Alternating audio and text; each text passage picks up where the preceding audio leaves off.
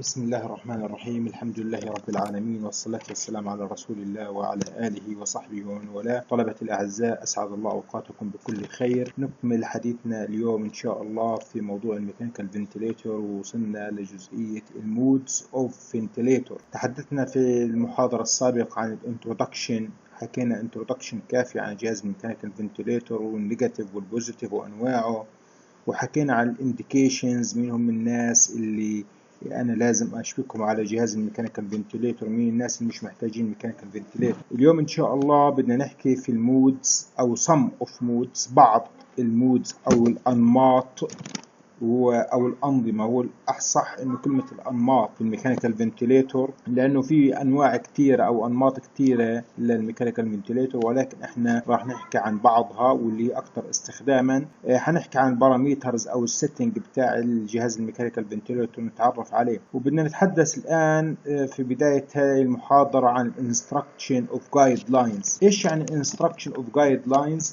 إيش يعني الميكانيكال فنتليتور كنترول جايد لاينز؟ يعني انا اي مريض بدي اشفك على جهاز ميكانيكال فنتليتور لازم انا اعمل له جنرال اسسمنت، لازم احدد هذا المريض جنرال اسسمنت عشان اعرف ان المريض ديتيوريتد ولا امبروف، عشان اعرف ان المريض عم يتحسن معي ولا ما بيتحسنش معي، عشان اعرف ايش المود اللي محتاجه المريض، عشان اعرف التايدال فوليوم اللي بيحتاجه المريض. لان انا ذاكرين لما قلت لكم التايدال فوليوم عن طريق الويت، يعني لازم انا اكون عارف وزن المريض او المريضه. وزنها 50، بدي اضرب مثلا 50 ضرب 10 بصير 500. 50 ضرب مثلا بدي ادي المينيمم، بدي ادي في 6، اضرب في 6 المينيمم ليفل او لود. تمام. بدي اعرف الفيزيكال اكزامينيشن عند العيان، هل العيان ماخذ جان شوت مثلا في الشيست، هل في عنده فراكشر، هل في عنده بليدنج. بدي اشوف الفيزيكال بتاعه، هل انه اولد ايج، هل انه انفانت، عشان احدد المودز بتاعه. هل اشبكه على برشر مودز ولا اشبكه على فوليوم مودز مثلا؟ هل انه نيونيت، هل انه المريض يحتاج معاه مثلا الدياجنوستيك بتاعه بالمونري امبوليزم او بالمونري ايديما، اسف. هل انه المريض اكيوت ريسبيراتوري ديستريس سندروم؟ عشان هذول البالمونري ايديما والاكيوت ريسبيراتوري ديستريس سندروم بيحتاجوا الى هاي دوز او هاي بيب، يعني لازم نعلي مستوى البيب عندهم، لانه هو بده محتاج بوزيتيف برشر عالي شويه. فمهم جدا، هذا يعتبر الجايد لاينز او الانستركشن للجايد لاينز. لازم اشوف الاي بي جي عند العيان، اشوف الاكسجين ساتوريشن عند العيان، عشان انا بالتالي احدد نسبه الاف اي او 2، احدد الاكسجين عنده محتاج قديش نسبه اكسجين، ازود له اقلل له. تمام. هل في عنده هايبوكسيميا؟ ما فيش. فهي مهمه جدا قصه الاسسمنت. نيجي على المودز اوف فنتليتور. تو ميجر مودز، في عندي نوعين كبار من المودز في الميكانيكال فنتليتور. رقم واحد اللي انا بسميه الفوليوم مود، عن طريق الحجم الهواء اللي انا بدي ادخله للمريض. ثاني شيء اللي هو البرشر مود. تمام. احنا اليوم ان شاء الله مش هنحكي عن كل المودز، هنحكي عن some of moods، لانه الموضوع كبير، ممكن ياخذ منا وقت طويل، واحنا بدنا نحكي بالمختصر المفيد والاكثر استخداما.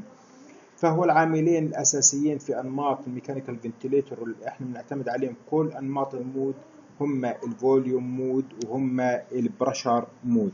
اليوم ان شاء الله بدنا نحكي عن اكثر مود ممكن نستخدمه، اللي هو الاس اي ام في، اللي هو سينكرونايز انترميتنت مانداتوري فنتليتور او فنتيليشن. وبدنا نحكي عن الانترميتنت مانداتوري فنتيليشنز. وبدنا نحكي بالنسبه للبرشر، بدنا نحكي عن البوزيتيف اند اكسبيراتوري برشر، وبدنا نحكي اللي هو البيب، وبدنا نحكي عن continuous positive airway pressure اللي هو السباب، وشو علاقتهم مع بعض. وعشان تعرفوا انه البيب والسباب لا يعتبروا مود مستقلين لوحدهم، والان حنشوف في الشرح التفصيلي والمنفصل في كلامنا اللي انا بحكي لكم اياه.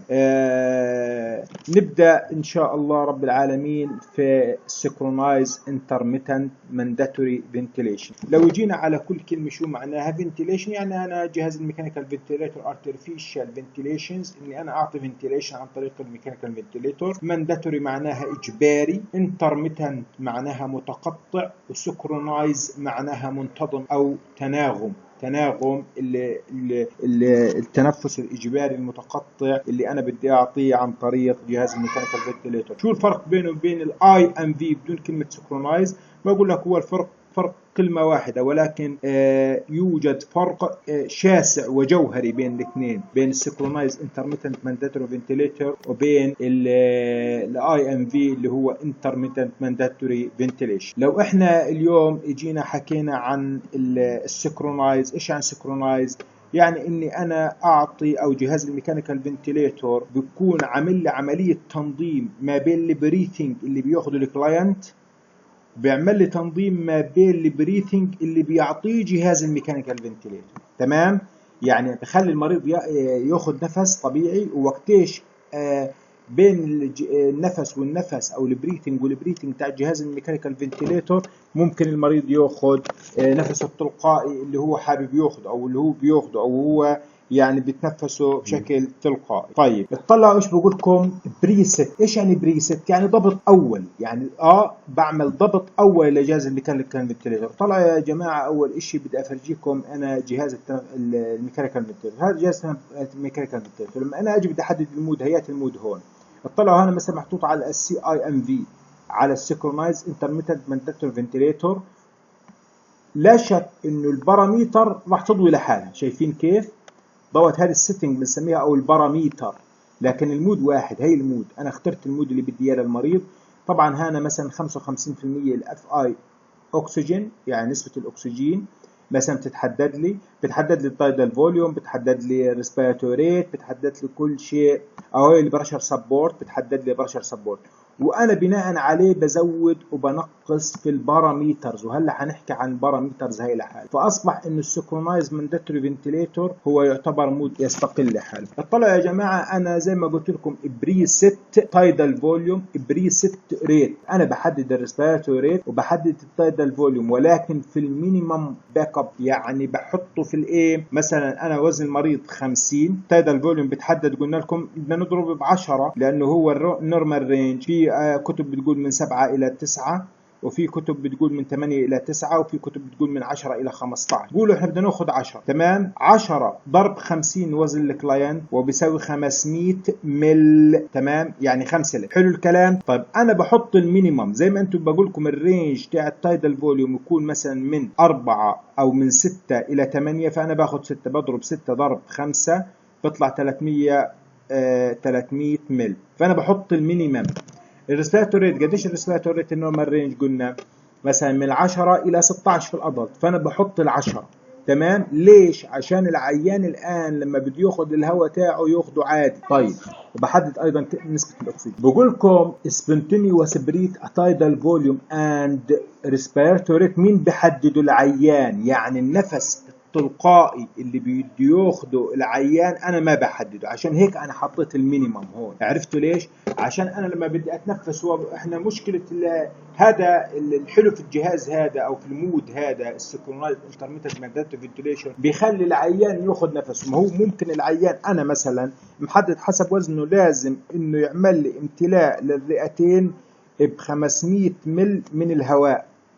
العيان عشانه عيان، احنا قاعدين نقول كلاينت مش هياخد، ممكن ما يقدرش ياخد ال500، ما يقدرش ياخد النفس العميق اللي يدب الرئتين تاعته، فهو بياخد مثلا 300، بيستنشق 300. تمام؟ حلو. الجهاز هذا ايش بيعمل لي؟ طلعوا often used with pressure support to decrease the work of breathing.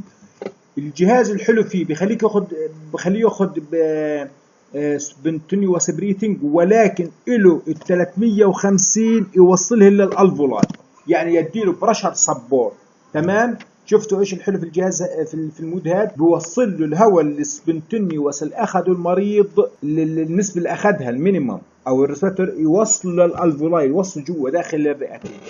تمام؟ اطلعوا بقول لكم بين التنفس تاع الجهاز الميكانيكال فنتليتور. الحين بدي افرجيكم رسمه كيف السايكل تاعت الجهاز الميكانيكال فنتليتور كل قديش بتعطي، زي ما انا محددها بريست قلنا، او بري ديترماين تايدال فوليوم اند بريست او بري ديترماين ريسبيراتوري ريت. بين كل نفس ونفس بيعطيه جهاز التنفس الصناعي. العيان كان بيشنت او الكلاينت كان بريت سبونتينيوسلي، يستطيع انه يتنفس بشكل تلقائي، تمام، at his own tidal volume and respiratory with no assistant from ventilator. بيخليه ياخده بشكل لحاله بدون اي مساعده من جهاز التنفس الصناعي. بقول لكم طلعوا هون في الرسم هذا عشان توضح لكم الصوره، وافرجيكم الفرق بين الاس اي ام في والاي ام في. الاس اي ام في قلنا لكم متناغم ومنتظم. طلعوا يا جماعه اول حاجه طلعوا هذا الشكل تاع السايكل مع التايجر. شايفين المثلث هذا الصغير؟ شايفينه؟ هو ما فيش. هذا ايش بسميه؟ هذا بسميه التريجر. ايش يعني تريجر؟ التريجر معناه الحافز او الذي يبدا في جهاز التنفس، يبدا بالنفس. مين الذي بدا بالنفس؟ هل انه المريض بدا بالنفس وكمل جهاز الميكانيكال فنتليتور، او انه المريض ولا كانه عايش ورئتينه واقفه 100% وجهاز التنفس الصناعي هو اللي بدا ببدايه النفس، التريجر. فهنا في تريجر، شايفين؟ التريجر بيكون يا اما من المريض يا اما بيكون من جهاز التنفس الصناعي. طيب شايفين هذا السايكل؟ ايش يعني سايكل؟ شايفين سايكل التنفس الصناعي، جهاز التنفس الصناعي.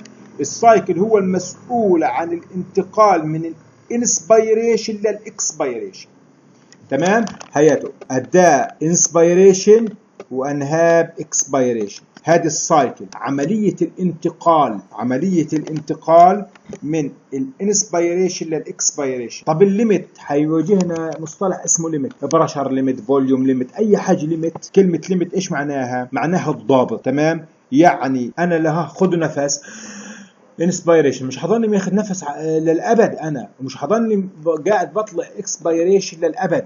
ففي ليميت. عشان هيك الليميت هو يعني زي ما بقول لك انه تاخذ انت الانسبيريشن او الاكسبيريشن في خلال زمن محدد، تمام؟ فهي يعني احنا بنقدر نقول عن كلمة ليميت معناها معيار جودة النفس، معيار جودة النفس او ضابط النفس. اطلعوا لي هنا في صورة الاس اي ام في. اطلعوا يا جماعة، هنا المريض كان ماخذ تنفس انسبيريشن. اللي تحت هذا شايفين عاملينه بالخط المتنقط اللي هو السبونتينيوسلي، تمام، اللي بياخده المريض. ولكن الغامق اللون هذا اللي هو السايكل بتاع الجهاز الميكانيكال فنتليتور، اي شاشة جهاز تنفس صناعي زي ما انتم شايفين. طلعوا ايش بيكون فيه موجود؟ بيكون موجود فيه الويفز اللي انا بفرجيكم اياها زي الويفز بتاعت الاي سي جي. اوكي، اطلعوا هون في الاس اي ام في المريض عمل، طلعوا السهم اللي تحت يوحي لي على انه اكسبيريشن، السهم اللي فوق اوكي هذا او الويف اللي فوق بكون انسبيريشن، يعني اخذنا. طلع هون المريض اخذ، اطلع باقي ماخذ انسبيريشن، هي اكسبيريشن، بعديها انسبيريشن، تمام. بعديها طلعوا هون مين اللي عمل التريجرز؟ هون في تريجر صح؟ اوكي في تريجرز. اوكي التريجر طلعوا العيان صح انه الان بده ياخذ كمان انسبيريشن، فبروح بساعده جهاز الميكانيكال فنتليتور على الليمت اللي انا حاطه في التايدال فوليوم والريسبيراتوري ريت، ساعده انه ياخذ الايش؟ الانسبيريشن. طلع في تناغم، اكسبيريشن انسبيريشن اكسبيريشن انسبيريشن. طلعوا هون اخذ انسبيريشن، في هنا اكسبيريشن، طلع نزل معاه بس شاف الاكسبيريشن وعمل له تناغم زوده. طلعوا هان تايدال فوليوم او السبونتينيوس، التنفس اللي بده ياخذه العيان التنفس قليل، حجمه قليل، زي ما قلت لكم ممكن ياخذ 350، ولكن انا مضبط الجهاز يديله 500 حسب وزنه، ماشي معاه، يعني الانسبيريشن والاكسبيريشن مشيت مع بعض. طلعوا للاسف الانترميتنت مانداتوري فنتليتور، اعطاه جهاز الميكانيكال فنتليتور تنفس اجباري بدون كلمه سكرونايز، بدون تناغم. هياته اكسبيريشن انسبيريشن. الصح العيان ايش يعمل هان؟ ايش يعمل؟ اكسبيريشن. ايش راح الجهاز عمل له؟ ما استناهوش، ما عرفش الجهاز انه انا بفهمش، خلاص تمام. انه انا بدي اديك الان انا محطوط الدكتور عامل للجهاز الميكانيكال فنتليتور انه اعطي له مثلا كل دقيقه اعطي له نفس، اعطى له نفس. طلعوا هنا صح يكون في انسبيريشن اكسبيريشن، للاسف راح اداله انسبيريشن. ها اكسبيريشن انسبيريشن. الحين الصح يعمل لي هنا ايش؟ ينزل لتحت اكسبيريشن، راح اداله انسبيريشن ثاني، فصار هنا انسبيريشن سبونتينيوس تاع العيان وانسبيريشن تاع الميكانيكال فنتليتور، وهو اللي انا بخاف منه وبعمل لي باراتروما. عرفتوا ليش صرنا احنا نستخدم الاس اي ام في اكثر من الاي ام في؟ وفي حالات اللي بيكون المريض باخذ فيها سبونتينيوس بريثنج اصبح انه الاس اي ام في ventilator breath are synchronized with patient spontaneously breathing. هو بيعطي تنفس منتظم مع التنفس التلقائي تاع العيان، no fighting، بدون صراع، ما بدون يعني انه انا بدي اعمل expiration والجهاز بديني inspiration. تمام. بقول لكم انه هذا المود غالبا لعلمكم الاثنين الاي ام في والاس اي ام في، ولكن اكثر الاس اي ام في يعتبر اكثر مود بستخدمه للويننج اوف بيشنت فروم ميكانيكال فنتليتور، لما بدي افصل العيان من الانتوبيشن واعمل له فطام، فانا بخليه بالتدريج يبدا ياخذ تنفس صناعي لوحده، ولما ما يقدرش الجهاز يديله عبين ما افطمه. تمام. بقول لكم هان a regular series of breath، عملية تنفسية منتظمة أو يتم جدولة سلسلة منظمة من البريثنج أو من الأنفاس، أوكي، are scheduled but the ventilator sense، يشعر جهاز التنفس الصناعي بالبيشنت أو الكلاينت effort، يشعر بجهد المريض. تمام. وبالتالي يرجع بيعمل له ايش؟ ريسكاديوال مانداتوري بريثنج، بيرجع بيعمل له ايش؟ جدولة انفاس الزامية او اجبارية جديدة بناء على ايش؟ based on calculated need of the client، حسب احتياج العيان. ايش الايجابيه في هذا المود؟ بقول لكم preserve muscle of breathing. تمام. حلو الكلام. نيجي على الانترميتنت مانداتوري فنتليتور. طلعوا هنا في صوره مشبهه لكم ايش؟ الله يكرمكم، نمله وعليها كون بسكوت، قتلها البسكوت. طب ما هي بتحب البسكوت ولكن اوفرلود، انت اديته نفس بس ايش؟ كتير، فيعتبر assured the patient of a preset او predetermined number، تحديد مسبق لعدد الميكانيكال فنتليتور بريثنج وبريست للفوليوم to take breath at his own rate and volume between mandatory interval. يعني هو ايش؟ بيعطي زي ما قلت لكم المريض اللي بياخذ نفس ما بياخذش نفس، هو عم يعطي له النفس اللي انا محدد له اياه مسبقا، سكان من الحجم وسكان من النمبر الريسبيراتوري. تمام. وبرضه هو بيساعد في عملية الويننج للميكانيكال فنتليتور. اطلعوا هنا يا جماعة، بقول لكم الكلاينت بريت سبونتينيوسلي ات اني تايدال فوليوم. يعني ايش؟ بيتنفس بدون تايدال فوليوم محدد له سبونتينيوسلي، زي ما قلت لكم نفسه زي ما هو بياخذ قد ما بده. اوكي. وهذا الديس ادفانتج بتاعه للاسف زي ما قلت لكم بيعمل ريسكي او باراتروما. ليش؟ لأنه بصير تعارض تداخل وعدم تزامن وعدم تناغم إعطاء النفس للمريض من جهاز التنفس الصناعي. عشان هيك راحوا عملوا حاجة اسمها SIMV اللي هو Synchronized Intermittent Mandatory Ventilator للتخلص من عيوب هذا. يعني الجهاز ال SIMV بيشتغل نفس ال Intermittent Mandatory Ventilator ولكن يتفادى لي الريسك بتاعت الباراتروما او الريسك بتاعت الاي ام في. تمام. نيجي على البوزيتيف اند اكسبيراتوري بريشر. من اسمها يا جماعه، من اسمها اقرأوا لي الاسم، بقول لكم بوزيتيف اند اكسبيراتوري بريشر، يعني هو بده يحافظ لي على نسبه البريشر اللي بتضلها داخل الالفولاي جوا. تمام. بعد ما انا انتهي من عملية الاكسبيراتوري فيس. تمام. هياته يشير الى يوز اوف ان elevated بريشر، بخلي زيادة البريشر جوا الالفولاي. اوكي. وقتيش؟ في نهاية الاكسبيراتوري فيس during mandatory ventilator breathing. وزي ما انا قلت لكم في بداية السلايدز انه لا يعتبر البيب ستاند الون مود، هو بكون مثلا انا حاطط المريض على SIMV مود بلس يعني زائد البيب، تمام. وهو يستخدم البيب يعني يستخدم ك conjunction with other mode زي ال SIMV، تمام. طيب شو الفرق يا دكتور بين البيب والسباب؟ ايش الفرق بين البوزيتيف اند اكسبيراتوري بريشر عن الكونتينيوس بوزيتيف اير واي بريشر؟ بقول لكم الاختلاف بسيط، هو حسب خدمته يعني على جهاز الميكانيكال فنتيليتور. يعني اقول لكم ايش يعني الفرق بين البيب والسباب، انه يكون المريض على جهاز الميكانيكال فنتيليتور في البيب، تمام، وفي بعد الاكسبيراتوري فيس بيزود البرشر او بيخلي في نهايه الاكسبيريشن شويه برشر بنسميه بوزيتيف برشر داخل الالفولاي، وهذا غالبا في حالات الاكيوت ريسبيراتوري ديستريس سيندروم. طب ليش يا دكتور مش في الانسبيريشن البوزيتيف هذا محطوط في الاكسبيريشن؟ يعني ليش مش لما اخذ النفس؟ لان انا اوريدي لما اخذ النفس هتفتح الالفولاي، بس انا خايف انه لما يطلع النفس في الاكسبيراتوري فيس للاسف يصير كولابس، وخصوصا في حالات الاكيوت ريسبيراتوري ديستريس سيندروم، لانه انتم عارفين في حالات البلمونري ايديما مثلا من كتر المي اللي بتكون موجوده في الالفولاي بصير ترشيح كتير للمي، وبالتالي بصير ربشر للالفولاي وبصير لها كولابس. اوكي، فالالفولاي انا بديش انا احافظ عليها، بدي اخليها تضلها منفوخه او فيها بوزيتيف برشر، وهدول اخطر حالات اللي انا لازم استخدم معاهم بيب، وبزود البيب عن الحالات العاديه.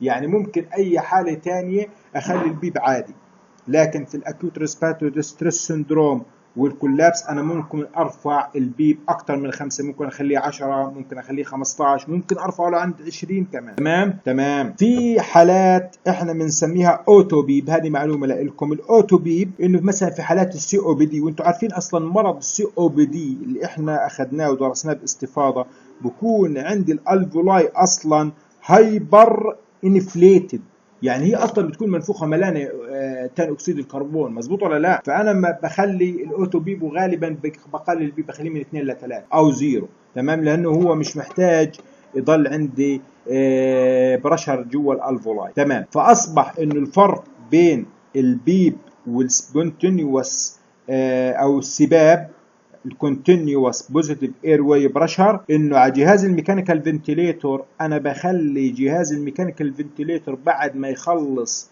الاكسبيراتوري فيس يزيد لي البريشر داخل الالفولاي. لكن هون في السباب لو احنا طلعنا في السباب مش شرط يكون المريض مشبوك على جهاز ميكانيكال فنتيليتور، يعني اصبح انه البيب في الارتفيشال بريثنج، بس اخلص الارتفيشال بريثنج تاع الميكانيكال فنتيليتور بيخلي البوزيتيف او اند اكسبيراتوري بريشر بوزيتيف، تمام. لكن هون بخلي المريض لما يخدم حاله من حاله، هنا كونتينيوس المريض بيتنفس، وهذا كنا نستخدم في حالات كورونا، ما نشبك العيان على جهاز ميكانيكال فنتيليتور لانه هو بتنفس. ولكن احيانا المريض ما بخلي في عنده بوزيتيف بريشرز، فانا بخليه على السباب، يعني ممكن يكون طلع الصوره زي كيف، ممكن يكون زي هيك العيان، هذا سباب مش مشبوك على ميكانيكال فنتيليتور، واعي المريض وزي الفل وبحكي معاك وكل اشي عنده تمام. وهو الهدف منه انه اخلي هو المريض اصلا بتنفس سبونتينيوس بريثنج، يعني وزي ما انا قلت لكم بستخدم في حالات الويننج برضه كونستانت بوزيتيف بريشر خلال الريسبيراتوري سايكل فور كلاينت هو از بريثنج سبونتينيوسلي، يعني انا بحطه للمريض اللي بيتنفس سبونتينيوسلي عشان اضلني فاتح او عامل الفولاي اوبن during inspiration and prevent alveolar collapse during expiration. تمام. ايش الهدف من هذا الموضوع؟ طول والالفولاي فاتحه يعني في عندي جاز تشينج، يعني في عندي انا بزود عمليه الريزيديوال كاباسيتي داخل الالفولاي، وبالتالي بما انه في عندي جود او امبروف جاز اكتشينج يعني في عندي جود اوكسجينيشن، تمام. طيب في الكونتينيوس بوزيتيف اير واي بريثنج بكون انا ما بعطيش بريث، ما بديش هواء، قلت لكم ما بديش بريث، نو بريث ار جيفنج باي فنتيليتور، ولكن الريت بتحدد بواسطه الكلاينت، هو اللي بيتنفس، بقول لكم بيتنفس تلقائي، وهدف السباب انه يزود لي او كونستانت ثابت طلعوه، بيعمل لي يستخدم لثبات البوزيتيف بريشر داخل الالفولاي. تمام، زي ما قلت لكم بكون المريض حياته يستخدم للانتوبيتد بيشنت او نون انتوبيتد. يعني انا الحين يا جماعه بدل ما انا افك المريض من الانتوبيشن وعاود ارجعه على انتوبيشن بعد ما يتدهور، طب انا ليش؟ ما انا بخليه انتوبيتد وبشغله على السباب، اذا ظبط معاه السباب وزي الفل بجيب الانتوبيتد وبخليه على نون انتوبيتد بيشنت، على نازل او على ماسك زي ما فرجيتكم في الصوره.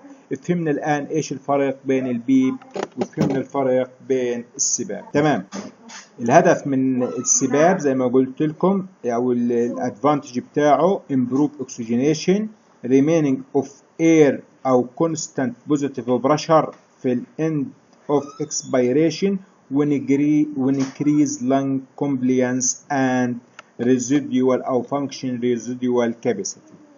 اوكي تمام، نيجي الان على الباراميترز، وانا قبل شوي فرجيتكم الباراميترز، هيات الباراميترز اللي بتكون في الميكانيكال فنتيليتور، الان بدنا نحكي عنهم، وبرضه بدنا نحكي تقريبا هم 11 باراميترز، ولكن انا بدي احكي لكم تقريبا عن 6 باراميترز اللي هي اكثر شيوعا.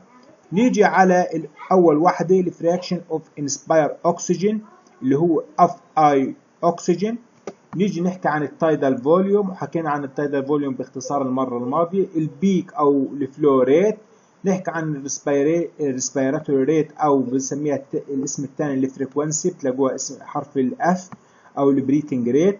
المينت فوليوم برضه اليوم بدنا نحكي عنه. الانسبيريشن تو اكسبيريشن ريشيو هو اي اي ريشيو، وبدنا نحكي عن كمان الفنتيليتور الارم. هدول اكثر شيء احنا اليوم بدنا نحكي عنهم او بهمكم انتم تعرفوها. ايش يعني الفراكشن اوف انسباير اوكسجين؟ يا جماعه انتم جهاز الميكانيكال فنتيليتور لو اطلعتوا عليه بتلاقوا فيه من ورا مشبوك فيه خطين، خط لونه اسود وخط لونه اخضر. الخط الاخضر هذا الاكسجين، والخط الاسود اللي هو الاير الهواء العادي. الان لو انا جيت قلت لكم قديش نسبه الاكسجين في الهواء اللي في الغرفه تاعتي وتاعتك الان او القاعه اللي احنا قاعدين فيها، نسبة الهواء زي الأتموسفير اللي هو الهواء الجوي، وهو نسبته 21%. طب لو أنا بدي أزوده معي أزوده ل 100%، مظبوط ولا لا؟ لكن هي نسبة الهواء، ربنا خلق الأكسجين في الهواء الجوي الآن في الأتموسفير 21%. تمام، هذا ثابت. أوكي، يحتوي نسبة أكسجين 21%، هي مكتوب air أو room air has 21% oxygen content. تمام، الآن يا جماعة، الآن لما أنا بدي أشبك العيان على جهاز الميكانيكال فنتيليتور، مش بده يخش له تيوب أو لاين أو ماسورة. الآن هذه تحتوي، الحين لو ما شغلناش الأكسجين، خلينا بس على قصة الإير اللي داخل للمريض، بخش له اوريدي قديش؟ 21% أكسجين. الآن إيش دور الفراكشن اوف انسباير أكسجين؟ إني أزود هاي النسبة. تمام، initially patient في البداية أنا برفع العيان لعند 60% أو حطوه على 40%. يعني هو نسبة الهواء الأكسجين في الهواء الجوي 21، تعملوا الضبط اعملوا 40%. تمام؟ أوكي، أو أكتر، يعني ممكن أوصلها ل 60. لو أنا بدي أغير بعد ذلك لازم أرجع أعمل adjustment. حسب إيش أعمل الادجستمنت؟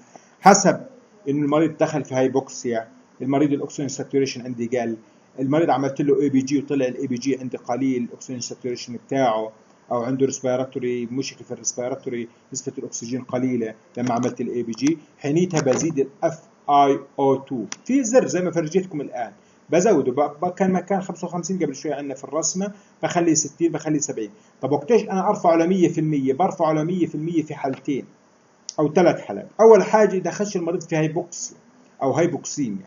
رقم 2 لما انت بدك تفك جهاز التنفس الصناعي عن المريض وتعمل له سكشن، يعني بري اند بوست سكشن، عشان في عندي ميوكس في الانتراتريكا تيوب، انا لازم كل شويه اروح اعملها سكشن، صح ولا لا؟ للسكريشن او الميوكس هاي الموجوده.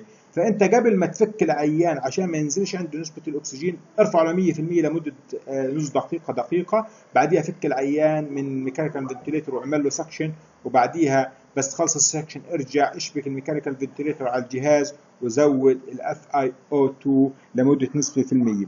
طيب طلعوا هنا ايش بقول لكم؟ الانفانت في حالات الانفانت وفي حالات بريماتيور انفانت الخداج هاي ليفل اوف اي او 2 اكثر من 60% should be avoided. تجنب انك ترفع النسبه اكثر من 60% لحالات الاطفال او حالات الخدج. ليش؟ لانه ممكن يخشوا اذا انت زودت النسبه اكثر من 60% لاكثر من 24 ساعه بخش المريض في اكسجين توكسيسيتي.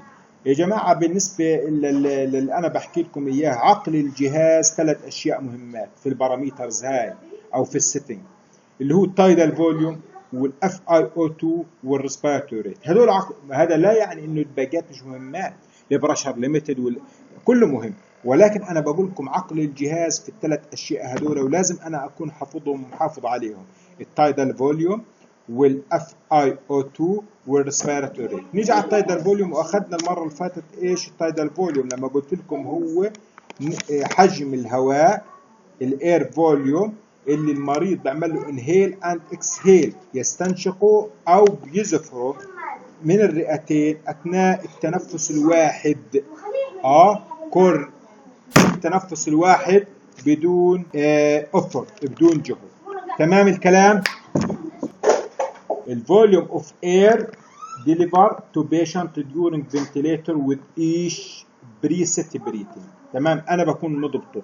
وزي ما انا قلت لكم اطلعوا هان التايدال فوليوم، قلت لكم النورمال رينج من 10 الى 15 ملي لكل كيلو جرام اوف بادي ويت. عشان هيك انا بعمل فيزيكال اكزامينيشن بوزن المريضه او المريض.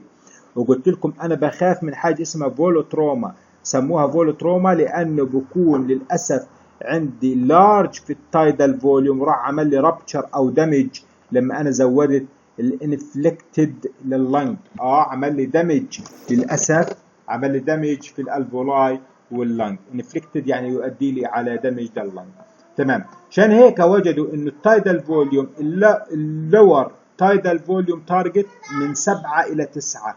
فانت خد 7 المينيمم زي ما قلنا قبل شوي، خد المتوسط. اوكي، وهو حاليا بقول لكم المتبع اني انا يا من 7 الى 9 اخذ، ما اطلعش ل 10 ولا 15. تمام، طبعا هذا مش مطلوب منكم انه تحفظوا لبعض الامراض. هو معروف انه مرضى الاكيوت ريسبيراتوري ديستريس سيندروم والبلمونري اديما والسي او بي دي مش محتاج تايدال فوليوم عالي، هو محتاج بيب عالي عشان انا خايف من الكولابس، صح؟ فانا بحطه من 4 الى 6. بعض امراض انا بحطها من 5 الى 6، ولكن النورمال رينج من 8 الى 9 ملي لكل كيلو جرام. الريسبيراتوري ريت زي ما انتم عارفين، في حدا ما بيعرفش ايش الريسبيراتوري ريت. الريسبيراتوري ريت معروف من 10 الى 16 في الادلت، من 12 ل 18 يا ست حاضر، والتشايلد او الادوليسنت من 20 الى 30. وهذا انا بتحكم فيه عن طريق ايش احنا حكيناه. ذاكرين لما قلت لكم في عندي ريسبيراتوري الكالوسيس او ريسبيراتوري اسيدوسيس، لما قلت لكم انا بزود ولكن بالتدريج، حسب ارجع اعمل ادجستمنت للاي بي جي، وحسب الاي بي جي اعمل هايبر فنتيليشن او هايبو فنتيليشن. يعني انا بعمل تشيك للعيان، وبقول لكم طلعوا التوتال ريت. يعتبر انه التوتال ريسبيراتوري ريت ايكوال ايش بيسوي لي؟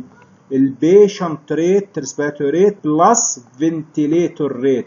يعني مش اقول انا مريض بتنفس سبونتينيوس ل 10 فهو ريسبيراتوري ريت عنده 10، لا، بدك تحسب تعال الميكانيكال فنتيليتور. احنا في الدقيقه الواحده بدنا نحسب كم فريكوانسي، والصح انه يكون في عندي نيرس دبل تشيك، لازم اعمل له دبل تشيك الفانكشنينج اوف فنتيليتور باي اوبزرفيشن كلاينتس ريسبيراتوري. حلو الكلام. وبدكم تعرفوا كمان حاجه مهمه في الريسبيراتوري ريت، انه انا وقتيش بدي ازود الريسبيراتوري ريت قديش بدي اعمل ووش للسي او 2. واذا عملت ووش للسي او 2 فانا قللت الاسيديتي، يعني بكون المريض عنده هاي ريسبيراتوري الكالوسيس، بقى انا بعمل له هايبو فنتيليشن. عنده ريسبيراتوري اسيدوسيس بعمل له هايبر فنتيليشن، بزود الريسبيراتوري. حلو الكلام. نيجي الآن لحاجة اسمها مينت فوليوم، سهل جدا من اسمها مينت فوليوم. ايش يعني مينت فوليوم؟ يعني في اي اختصارها. المينت فوليوم باختصار شديد هو بقول لك التايدال فوليوم ضرب الريسبيراتوري ريت الفريكونسي. التايدال فوليوم لما قلنا وزن المريض 50 وضربناها ب 10 وطلعت 500 مل، ضرب الريسبيراتوري ريت منها ادلت وزنها 50 10 فهو 5000 مليلتر او 5 لتر. وصلت؟ هو قديش نسبة الهواء اللي أخذه المريض بغض النظر في الانسبيريشن والاكسبيريشن في الدقيقة الواحدة. كيف بدي أشبكه؟ بدي أقول حجم الهواء اللي أخذه ضرب عدد التنفس أو تكرار التنفس اللي أخذه العيان. تمام؟ وهذا سهل جدا جدا حسابه. نيجي على الاشي القبل الأخير في السيتنج أو الباراميتر، الانسبيريشن تو اكسبيريشن ريشيو أو الاي اي ريشيو. الاي اي ريشيو ايش بيعني منها يا جماعه؟ هو قديش العيان اخذ وقت في استنشاقه وزفيره للهواء اللي اخذه. يعني انا عملت انسبيريشن وعملت اكسبيريشن، اطلعت الهواء اللي اخذته قديش اخذت وقت. الطبيعي اللي الايديال النورمال رينج انه الانسان بياخذ اكسبيريشن واحد وبيطلع 2 اكسبيريشن، يعني بتكون النسبة 1 شهيق و2 زفير. الوقت تاعه تمام. هو انا مش باخذ شهيق واحد وبطلع زفيرين، لا انا اخذت مثلا في ب5 ثواني، اخذت ب5 ثواني شهيق واحد. طيب قديش باخذ لما ازفرش النفس هذا؟ باخذ 10 ثواني، هيك الطبيعي. تمام. طيب ايش الهدف منه هذا؟ الهدف منه فاسيليتيتد للجاز اكسشينج. تمام. طيب هذا انا ممكن اغيره والعب فيه. يعني لو انا جيت قلت لكم العيان اخذ في الدقيقة 12 نفس، يعني الريسبيراتوري ريت عنده كان 12 وكان خلال دقيقة. تمام. التايم كيف انا بدي اجيب الانسبيريشن الاكسبيريشن؟ سهل جدا، ضرب تبادلي. تمام. 60 على 12 وقبالها 5، اضرب 12 في 5 على 60 بيطلع لك الرقم. بتعرف الانسبيريشن على الاكسبيريشن قولوا بيطلع 1.7 مثلا 1.7. بتعرف ان الانسبيريشن 1.7، الاكسبيريشن 1.7 والاكسبيريشن 1.7. بجمع ال 1.7 و 1.7 هذول بكونوا توتال اكسبيريشن والانسبيريشن بكون 1.7. المهم اللي بدي تعرفوه اللي الانسبيريشن للاكسبيريشن ريشيو 1:2. تمام. والهدف منه انه بكون عامل لي فاسيليتيت او تسهيل لعمليه الجاز اكسشينج. نيجي على اخر جزئيه واهم جزئيه في هذا الموضوع اللي هو الفنتيليتور الارمز.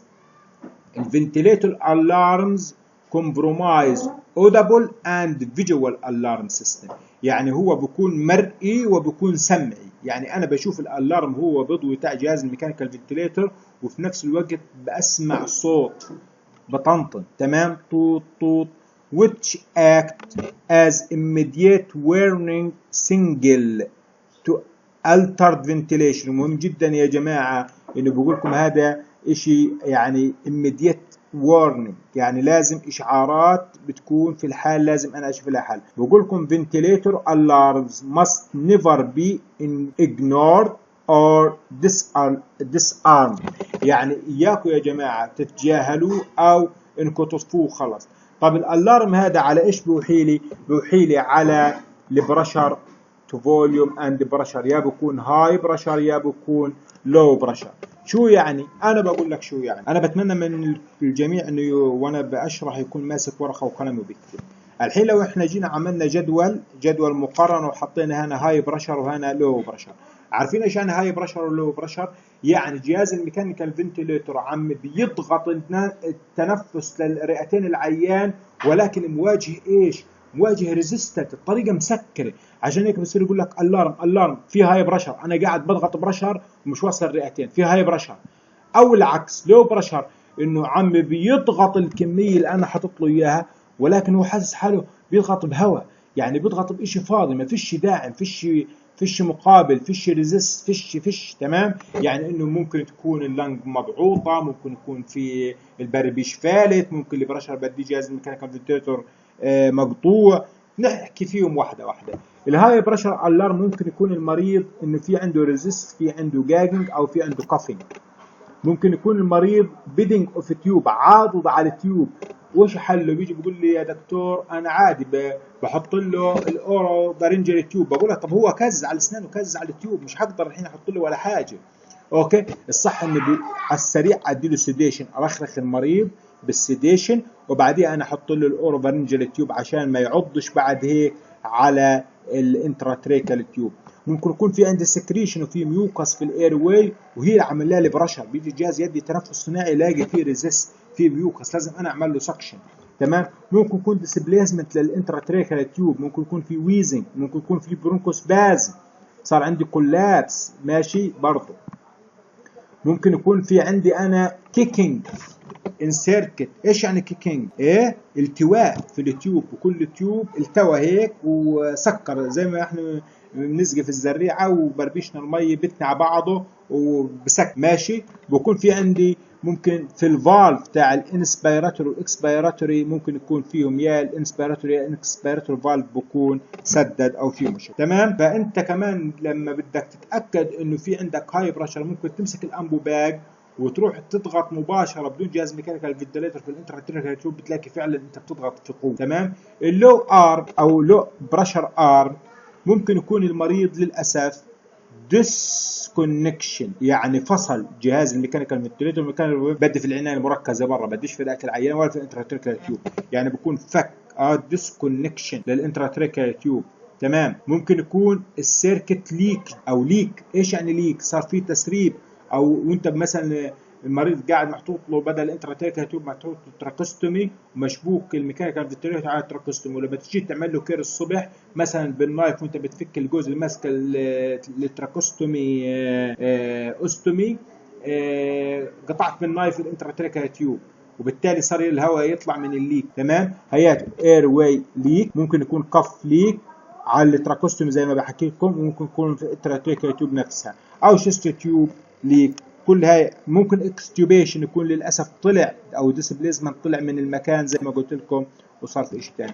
اخر سلايد انا بحكي لكم فيه بالنسبه للباراميتر او adjusted للامبروف اوكسجينيشن اند فنتيليشن. لو جيتكم على الجزئيه الاولى هاي الفوق تحت الاكسجينيشن، بقول لكم which parameters used to be adjusted to improve oxygenation. بما انه improve oxygenation ايش يعني؟ يعني جاز اكتشينج، يعني اكسجين، يعني اكسجين ساتيوريشن، يعني نسبه الاكسجين. كيف انت ممكن تعمل اكسجينيشن او مونيتورنج للاكسجينيشن؟ عن طريق بنحط، يا بعمل اي بي جي وبشوف، يا بتحط على زي ما انتم عرفتوا البلس اوكسيميتر، بنجيب على مونيتورنج عن طريق البلس اوكسيميتر بنشوف نسبه الاكسجين ساتوريشن. اذا لقيتوا انه المريض خش في هايبوكسيميا او هايبوكسيا، بنزيد الاف اي او 2، وقلت لكم الاف اي او 2 ممكن ارفعها ل 100%، ولكن ممنوع تزيد اكثر من 24 ساعه. يعني ممكن اخليها 60، ممكن اخليها 70، ممكن اخليها 75، ممكن اخليها 80، ممكن ارجعها ل 60. تمام. فانا بتحكم في زر الاف اي او 2. تمام. ممكن في البيب انكريزنج بيب ليفل، وقلت لكم مين اللي بحتاج البيب برشر عالي يكون عندي عالي في الاند اكسبيراتوري برشر بوزيتيف، حالات البلمونري إديما وحالات الأكيوت ريسبيراتوري ديستريس سيندروم. وبرضه ممكن أزيد انكريز في الاي اي ريشيو، الانسبيراتوري تو اكسبيراتوري ريشيو. زي ما قلت لكم النورمال رينج يكون من 1 ل 2، ممكن اقلبها اخليها من 2 ل 1، يعني وقت ياخذ انه انسبيريشن يطلع لي 1 اكسبيريشن عشان اعمل جود جاز اكسشينج. اوكي. او ازود فتره الانسبيريشن اكثر من الاكسبيريشن. نيجي على الفنتيليشن. ايش يعني فنتيليشن؟ يعني موضوعنا بنحكي في السي او 2 كربون دايوكسيد. يعني هي قدره ووش للسي او 2. يعني المريض مثلا عندي ريسبيراتوري اسيدوسيس، بدي اخليه ريسبيراتوري الكالوسيس، ممكن ازيد الريسبيراتوري بدل ما هو من 10 ل 16 او انا بخليه 20. تمام. اوكي. كمان ايش؟ انكريز في التايدال فوليوم، والتايدال فوليوم او المينت فوليوم ممكن انا ازيد التايدال فوليوم بدل ما هو 500 اخليه 600 او 700، وبالتالي بعمل ووش للسي او 2. اوكي. كل هذا الاشي مهم. وهنا بقول لكم اخر سلايد انه الاكسجينيشن اللي هو الجزئيه اللي حكيناها قبل شويه، إنه هي عبارة عن الترانسفير للأكسجين from air we breathe to blood، ولكن الفنتيليشن هي ترانسفير كربون دايوكسيد from blood into alveoli and out the body، يعني أعمل ووش. بينما الأكسجينيشن إني أزود الجاس اكتشينج. يعطيكم العافية. المحاضرة الجاية إن شاء الله بنحكي عن الإكسيوبيشن والإنتوبيشن needs of patient.